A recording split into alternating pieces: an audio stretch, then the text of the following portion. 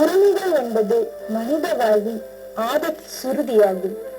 ஒரு நபர் சமூகத்தில் சுதந்திரமாக நடமாடுவதற்கும் தனது கருத்துக்களை பதிவு செய்வதற்கும் எவ்வித அச்சமுமின்றி வாழ்வதற்கும் சட்ட ரீதியான பாதுகாப்பு மிக அவசியமானது. நவீன உலகில் உரிமைகள் என்பது வெறும் சலுகைகள் அல்ல, அவை அரசால் குடிமக்களுக்கு வழங்கப்பட்ட உறுதிமொழிகள். ஒரு ஜனநாயக நாட்டில் அதிகாரத்தின் ஊற்றுக்கண் மக்களே ஆவர். எனவே அரசு என்பது மக்களின் உரிமைகளை பாதுகாக்கும் ஒரு கருவியாக மட்டுமே செயல்பட வேண்டும்.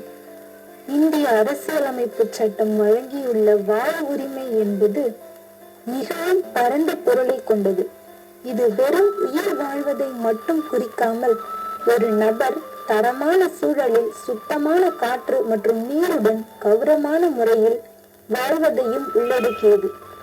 தனி உரிமை அல்லது அந்தரங்க உரிமை என்பது தற்கால தொழில்நுட்ப உலகில் மிக முக்கியமான ஒன்றாக உருவெடுத்துள்ளது. ஒரு நபரின் தனிப்பட்ட தகவல்களை அவரது அனுமதியின்றி சேகரிக்கப்படுவதோ அல்லது பகிரப்படுவதோ அவரது அடிப்படை உரிமை மீறலாகும். அதேபோல் டிஜிட்டல் உலகத்தில் தங்களுக்கு தேவையான தகவல்களை தேடி பெறுவதற்கும் இணையத்தை பயன்படுத்துவதற்கும் ஒவ்வொருவருக்கும் சமமான வாய்ப்பு வழங்கப்பட வேண்டும். பொருளாதார உரிமைகள் என்பது வேலை வாய்ப்பில் சமத்துவம் பேணுவதை வலியுறுத்துகிறது. ஒரே விதமான வேலை செய்யும் ஆண்களுக்கும் பெண்களுக்கும் சமமான ஊதியம் வழங்கப்பட வேண்டும் என்பது சட்ட ரீதியான கட்டாயமாகும்.